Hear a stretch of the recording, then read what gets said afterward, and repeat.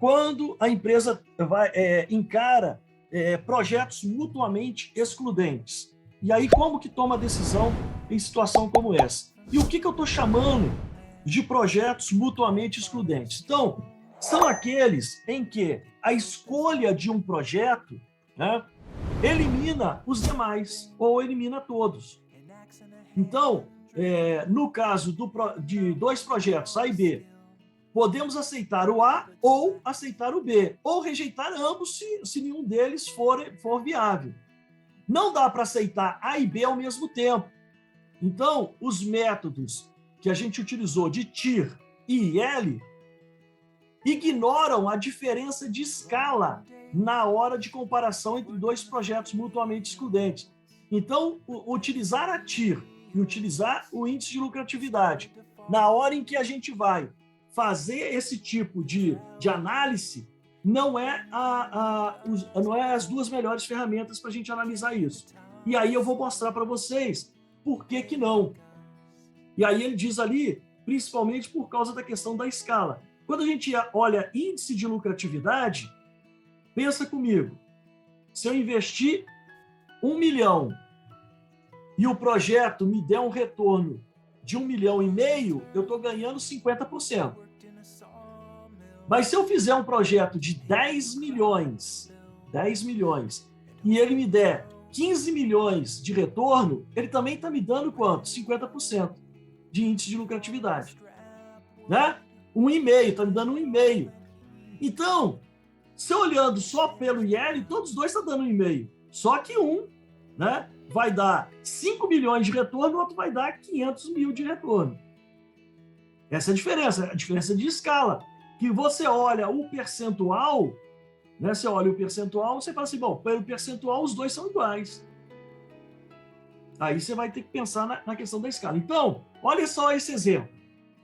Uma construtora possui um terreno e deseja verificar duas opções de investimento. Nesse terreno, ela pode construir uma residência com investimento de 1 milhão ou um edifício de 10 milhões. Os projetos são mutuamente excludentes. Se construir a residência, não construirá o edifício e vice-versa, porque o terreno é o mesmo. Então, o horizonte de ambos os projetos é de 1 ano. Então, em 1 ano, a casa ou o edifício vai estar pronto. E o custo de capital de ambos é de 15%. Decidir qual dos dois investimentos é o melhor. Bom, então, diante de uma situação como essa, né, diante de um problema como esse, vamos lá pensar no seguinte. Então, eu coloquei os dois projetos aqui, ó. Data zero, investimento na data zero, na residência, no edifício. Ao final de 1 ano, retorno da residência, 1,6 milhão, retorno do edifício, 13 milhões. Então, eu tenho aqui duas possibilidades de projeto. Bom, aí, se eu olhar só a TIR e o IL, olha o que acontece nesse caso. Ó, a TIR da residência dá 60% e o IL, o índice de lucratividade da residência, dá 1,39%. Maior do que o do edifício. O edifício dá só 30% e o IL do edifício dá 1,13%. Né? Então, olhando ali, se a gente fosse tomar decisão baseada só na TIR e no IL, a gente diria a residência. A residência é melhor. Mas se eu olhar o VPL, depois de pagar o investimento inicial, ó, aqui vai me dar um retorno ao final de 1 ano de R$ 391, enquanto que no edifício, R$ 1.304.000. O que é melhor? Né? O que é melhor? Se você vai ter que trabalhar 1 ano, mas... Então, ó, a riqueza aumenta mais no caso do edifício, vide VPL. Apesar da taxa interna de retorno e o índice de lucratividade serem maior no projeto da residência. Então, esse é um problema de escala que ocorre com as duas ferramentas da TIR e a IL. Então, o que é melhor que a gente precisa responder? Ganhar mais sobre pouco ou ganhar menos sobre muito? Essa é a resposta que a gente precisa dar. Né? O que é melhor? Então, o método VPL, nesse caso, resolve esse problema. Então, podemos adotar tanto a TIR incremental e o VPL incremental ou o IL incremental para resolver isso também. Tá? Ao invés de calcular só o VPL, porque, presta atenção, tem uma questão importante nesse caso que a gente precisa levar em consideração, que é o seguinte. Bom, aqui eu estou ganhando 1.300.000 e lá em cima só 300? Mas aqui eu tenho que investir só 1 milhão, aqui eu tenho que investir 10 milhões. Né? Tem essa questão também.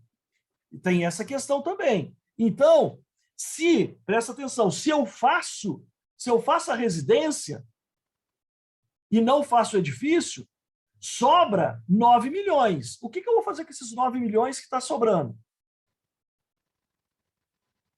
Né? Porque esses 9 milhões também eu não vou deixar parado. No mínimo, esses 9 milhões eu deixaria ele aplicado.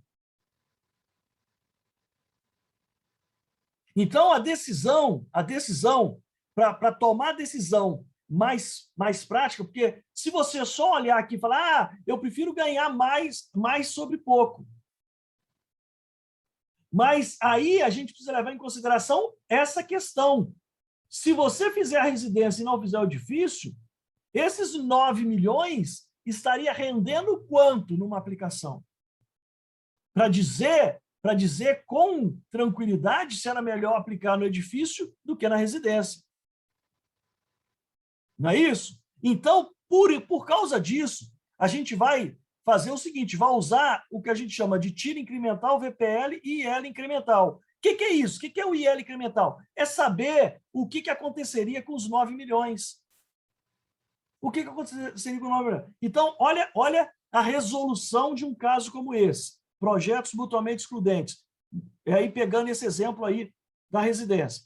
Então, quando eu falo em incremental, eu vou fazer o fluxo de caixa incremental. Olha só, se eu deixo de fazer o edifício para fazer a residência, me sobra 9 milhões. Não é isso? E na data zero, ao invés de retornar 13 milhões, vai retornar só 1.600, eu deixo de ganhar 11.400. Tá certo? 11.400. Então, eu acabei de criar aqui um fluxo de caixa incremental, que é a diferença do valor que eu deixo de investir e do valor que eu deixo de ganhar nesse projeto.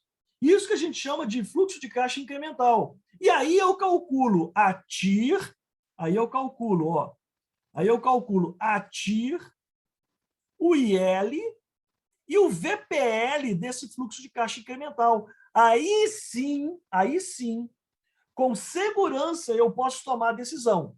Por quê? O que eu vou avaliar agora? Eu vou avaliar isso aqui, ó. Se a TIR é 26%, se o IL é maior do que 1 e se o VPL é 913, eu preciso agora comparar o seguinte, esses 9 milhões estaria aplicado em que tipo de investimento e qual o retorno que esse investimento me daria.